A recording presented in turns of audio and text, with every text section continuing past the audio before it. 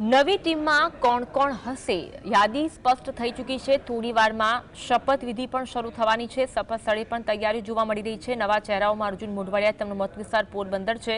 જીતુ વાઘાણી પણ સમાવેશ થાય છે, તેમનો મત વિસ્તાર ભાવનગર પશ્ચિમ છે। તેઓ લેવા પાટીદાર સમાજમાંથી આવે છે। રીવાબા જાડેજાને આ વખતે સ્થાન આપવામાં આવ્યું છે, તેમનો મત વિસ્તાર જામનગર છે અને ક્ષત્રિય જ્ઞાતિમાંથી તેઓ આવે છે। દર્શના વાઘેલાને સ્થાન આપવામાં આવ્યું છે, તેમનો મત વિસ્તાર અસારવા છે અને એસસી સમાજમાંથી તેઓ આવે છે। પુરુષોત્તમ સોલંકી, તેમનો મત વિસ્તાર ઘોઘા છે, ભાવનગર જિલ્લાનું ઘોઘા, તેઓ કોળી ઓબીસી સમાજમાંથી આવે છે, તેમને પણ સ્થાન આપવામાં આવ્યું।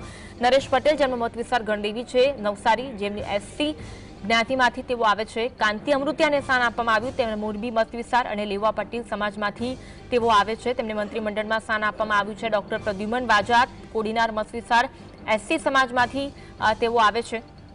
સ્વરૂપજી ઠાકોર, મત વિસ્તાર વાવ છે, થરાદ જિલ્લાનો વાવ, જેઓ ઠાકોર ઓબીસી સમાજમાંથી આવે છે। ત્રિકમ છાગા, તેમણે જીએસટીવી સાથે વાતચીત પણ કરી હતી, મત વિસ્તાર અંજાર છે, તેઓ આહિર ઓબીસી સમાજમાંથી આવે છે। રમેશ કટારાને પણ સ્થાન મળ્યું, ફતેપુર દાહોદ, ફતેપુર મત વિસ્તાર એસટી સમાજમાંથી તેઓ આવે છે। મત વિસ્તાર અંકલેશ્વર, જેવું ઈશ્વરસિંહ પટેલ કે તેમને મંત્રીમંડળમાં સ્થાન મળ્યું, ક્ષત્રિય ઓબીસી સમાજમાંથી તેઓ આવે છે। રમણ સોલંકી, મત વિસ્તાર બોરસદ છે, તેઓ ઓબીસી સમાજમાંથી આવે છે, તેમને પણ મંત્રીમંડળમાં સ્થાન મળ્યું છે। પીસી બરંડા, જેઓ અરવલ્લીના ભિલોડા મત વિસ્તાર ધરાવે છે, તેઓ એસટી સમાજમાંથી આવે છે।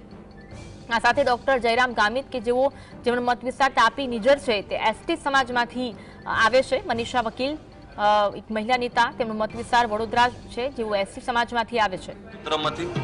તમામ સોશિયલ એન્જિનિયરિંગ સાથે જે પસંદગી થઈ છે, હું માનું છું કે આવનારા સમયમાં આ ગુજરાત માટે ખૂબ કામ કરશે અને ગુજરાતના સારી સેવા સુપેરે કરશે। આ તમામ મંત્રીઓને આવનારા સમયમાં ગુજરાતની સેવા કરવા માટેની શુભકામના। આપનું નામ પણ મંત્રીમંડળમાં ચાલી રહ્યું હતું ને નામ નથી આપ્યું? નામ બધાને ચાલે, જેને જવાબદારી મળે એને નિભાવવાની હોય। જો રાજનીતિમાં તમે ઈચ્છો એવું બધું ના થાય। રાજનીતિમાં જે કોઈ નિર્ણય હોય, જે કઈ વ્યવસ્થા ઊભી થાય એને સ્વીકારીને આગળ વધવાનું હોય।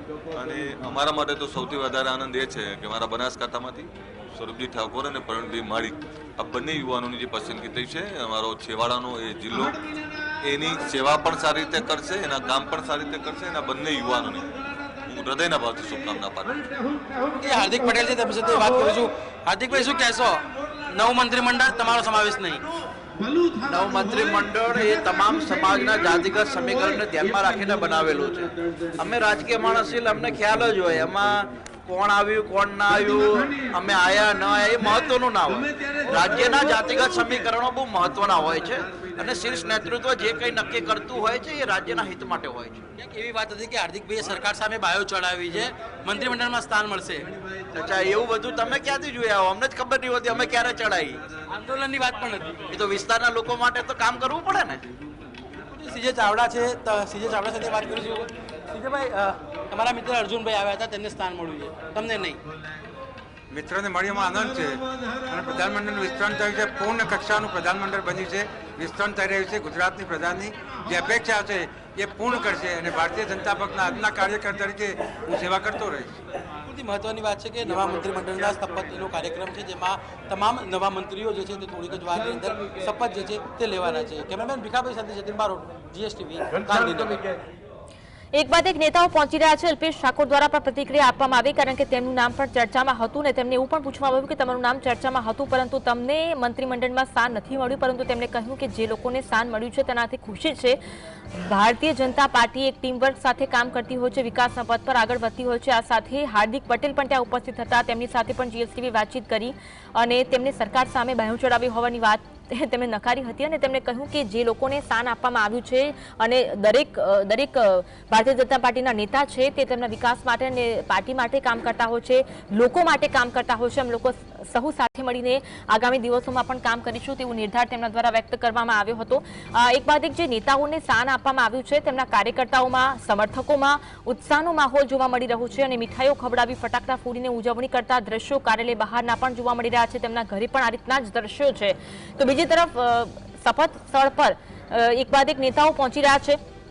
ત્યાં પુરુષોત્તમ રૂપાલા પહોંચ્યા હોવાની પણ જાણકારી, રાઘવજી પટેલ પહોંચ્યા હોવાની પણ જાણકારી, એટલે થોડી જ વાર ઘડીઓ ગણાઈ રહી છે. શપથ ગ્રહણ સમારોહ શરૂ થવાનો છે અને એક બાદ એક મંત્રીઓ ગોપનીયતાના શપથ લેવાના છે. રાજ્યપાલ દ્વારા તેમને શપથ લેવડાવવામાં આવશે અને ત્યારબાદ આજે મંત્રીમંડળ જે નવું રચાશે તેની કેબિનેટ બેઠકનું પણ આયોજન કરવામાં આવ્યું છે.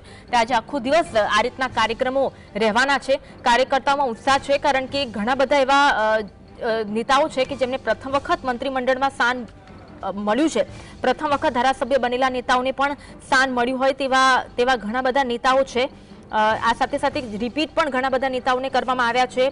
હર્ષ સંઘવી હોય, કનુ દેસાઈ હોય, ઋષિકેશ પટેલ હોય, કુંવરજી બાવળિયા, પ્રફુલ પાનસેરિયા, પુરુષોત્તમ સોલંકી પર વધુ એક વખત વિશ્વાસ મૂકીને તેમને પણ મંત્રીમંડળમાં સ્થાન આપવામાં આવ્યું છે અને આવા જ કાર્યો આગળ પણ કરતા રહે તેવા એક આશા સાથે તેમને વધુ એક વખત સ્થાન આપવામાં આવ્યું છે. તમામ જે મંત્રીઓ છે કે જેમને મંત્રીમંડળમાં સ્થાન આપવામાં આવ્યું છે તેમને ભગવાનના આશીર્વાદ પણ મેળવ્યા હતા. સમર્થકો એ ભગવો ધારણ કરીને ખુશી વ્યક્ત કરી હતી. એકબીજાને મીઠાઈ ખવડાવીને પણ ખુશી વ્યક્ત કરી હતી. 6 જેટલા મંત્રીઓ છે જેમને રિપીટ કરવામાં આવ્યા. 19 જેટલા નવા ચહેરાઓને સ્થાન આપવામાં આવ્યું. અર્જુન મોઢવાડાનું નામ પણ તેમાં સામેલ છે. રીવાબા જાડેજાને આ વખતે સ્થાન આપવામાં આવ્યું છે. એક બાદ એક મંત્રીઓ છે આજે શપથ ગ્રહણ કરવાના છે અને તમામ નેતાઓના, મંત્રીઓના કાર્યકર્તાઓમાં ખુશી જોવા મળી રહી છે. બસ હવે ઘડીઓ ગણાઈ રહી છે. થોડી જ વારમાં મંત્રીમંડળના જે પણ મંત્રીઓ છે તે આજે શપથ ગ્રહણ કરવાના છે અને ઘણા એવા મંત્રીઓ છે કે જેમને પડતા પણ મુકાયા છે, જેમાં વડવંતસિંહ રાજપૂત છે, રાઘવજી પટેલ છે, ભાનુબેન બાબરિયા છે, મુળુ બેરા છે, કુબેર ડિંડોરને આ વખતે પડતા મૂકવામાં આવ્યા. મુકેશ પટેલ, ભીખુસિંહ પરમાર, બચુ ખાબડ ને પડતા મૂકવામાં આવ્યા છે. જે રીતનું નામ તેમનું સામે આવ્યું હતું વિવાદમાં, ત્યારબાદ તેમને પડતા મૂકવામાં આવ્યા હોય એની ચર્ચા. કુંવરજી હળપતિને પણ આ વખતે પડતા મૂકવામાં આવ્યા છે. નવા નેતાઓને તેમના સ્થાને એક વધુ મુખ્ય જવાબદારી સોંપવામાં આવી છે. ડેપ્યુટી સીએમની ફોર્મ્યુલા પણ આ વખતે જોવા મળવાની છે. જો કે આ અંગે બસ થોડી વારમાં ચિત્ર સ્પષ્ટ થવાનું છે અને શું ડેપ્યુટી સીએમની ખરેખર ફોર્મ્યુલા આ વખતે જોવા મળશે, જે બીજેપી રૂપાણીના સમયમાં જોવા મળી હતી. વધુ એક વખત આ વખતે ડેપ્યુટી સીએમ જે હર્ષ સંઘવીનું નામ સામે આવી રહ્યું છે તેમને આ જવાબદારી સોંપવામાં આવશે કે નહીં તે થોડી વારમાં સ્પષ્ટ થશે.